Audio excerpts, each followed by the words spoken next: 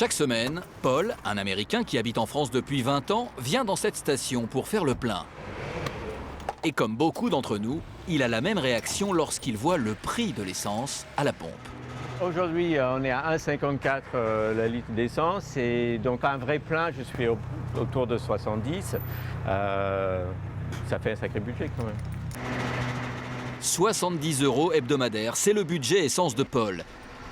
Il faut dire que ce père de famille nombreuse roule dans cette grosse voiture à boîte automatique, un type de véhicule qui consomme beaucoup plus de carburant qu'une voiture classique. C'est 5 ou 7 places, donc c'est une voiture qui consomme plus. Elle consomme 11 litres au 100 en moyenne. Paul et sa femme Marie-Pierre n'ont pas vraiment le choix, que ce soit pour faire les courses, pour emmener les enfants à l'école ou bien aller au travail.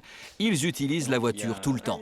Avec une moyenne de 20 000 km par an, ces trajets quotidiens représentent un gouffre financier.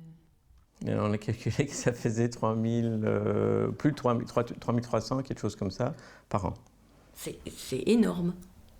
3 000 € comme ça, qui partent en fumée, simplement pour se déplacer. Alors pour faire des économies de carburant, le couple a décidé de surfer sur Internet en quête d'un bon plan. Et les offres ne manquent pas. Comme sur ce site par exemple. Sur la page d'accueil, le slogan semble plein de promesses. Donc là, moins de consommation, moins de pollution, moins d'usure moteur et plus performant. Et ben voilà, on a notre solution. Mais est-ce vraiment un bon plan ?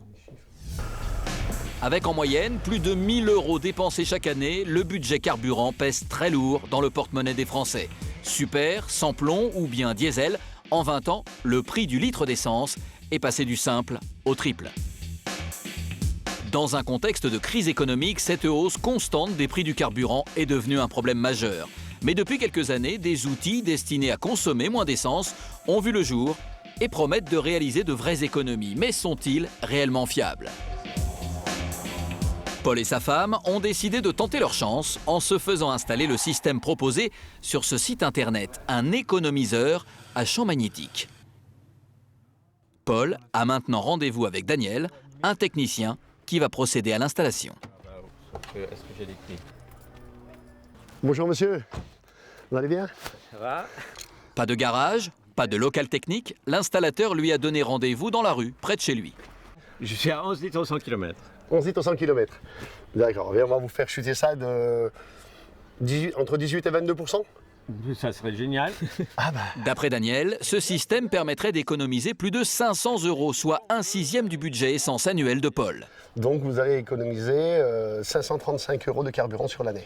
Sur l'année. Sur l'année, ouais. Parce que... Ce qui fait 10 pleins à peu près. 10 pleins, waouh.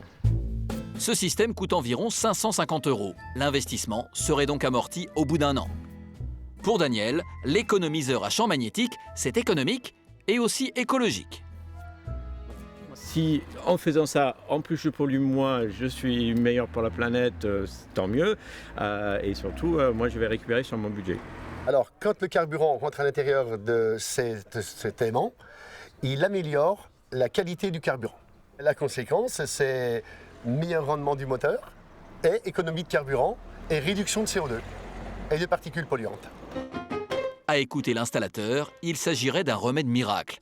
Paul est un peu perplexe, mais il a tout de même envie d'y croire. Des choses qui peuvent faire des miracles comme ça, de transformer mon essence pour que ça soit encore plus efficace, avoir une meilleure qualité avant d'arriver dans le moteur. C'est assez étonnant, mais si ça peut m'aider à payer moins tout ce que je paye en carburant, je suis ravi. Pourtant, d'après Jean-Luc Moreau, journaliste automobile, investir dans ce genre de système, c'est prendre un énorme risque. Quand on annonce l'efficacité, j'ai entendu minimum 15% jusqu'à 35% d'économie de carburant. Avec un système comme ça qui tient dans la main, si ça existait, les constructeurs automobiles l'auraient adopté depuis longtemps. Tant qu'on n'a pas un test d'un organisme officiel qui dit « OK, on gagne tant ou tant en consommation », on peut considérer que c'est zéro. Mais il existe d'autres outils dont cette fois, l'efficacité a été prouvée.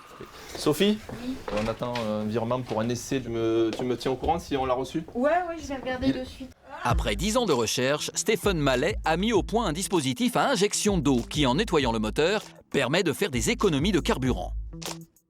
Au fur et à mesure que le véhicule roule, que vous faites des kilomètres, le véhicule s'encrasse.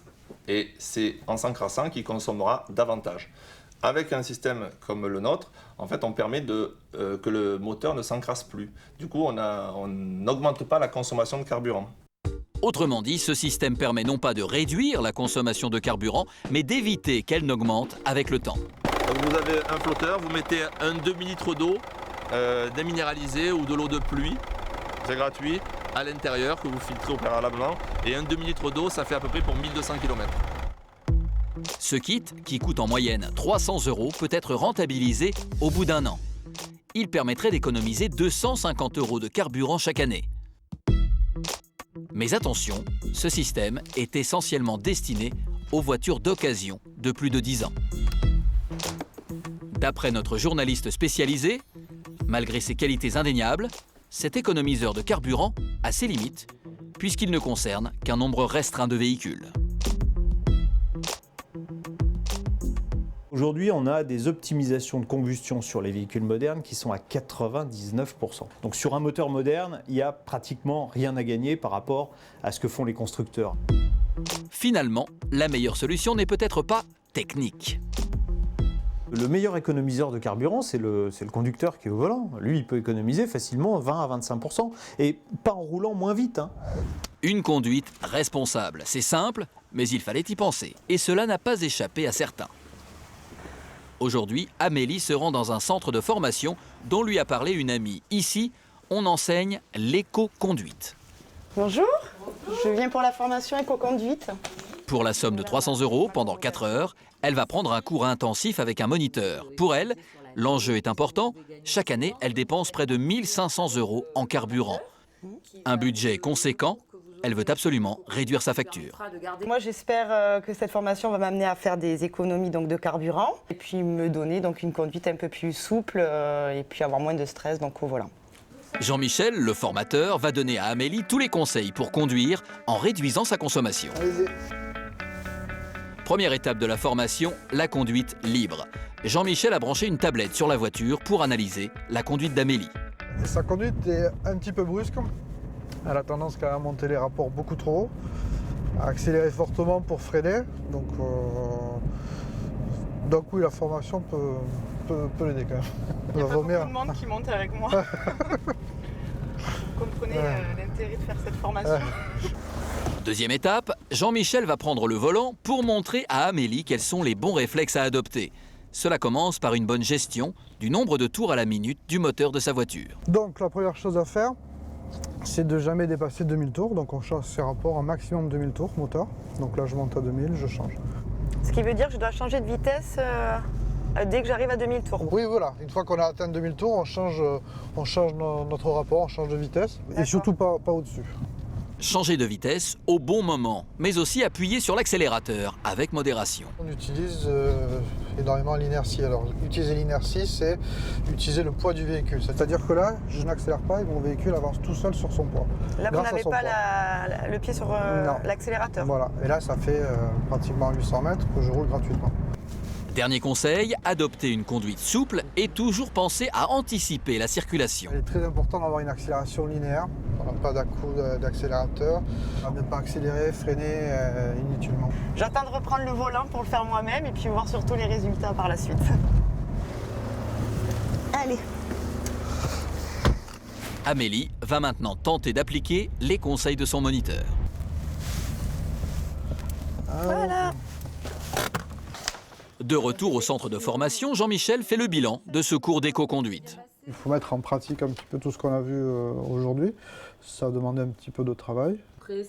Si Amélie parvient à bien retenir sa leçon, elle devrait pouvoir faire une économie de 20% sur sa consommation annuelle de carburant.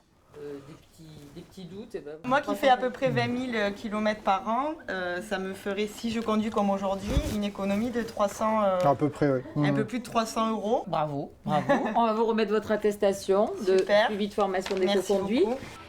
L'élève est reçu avec mention, comme quoi parfois on n'est jamais mieux servi que par soi-même.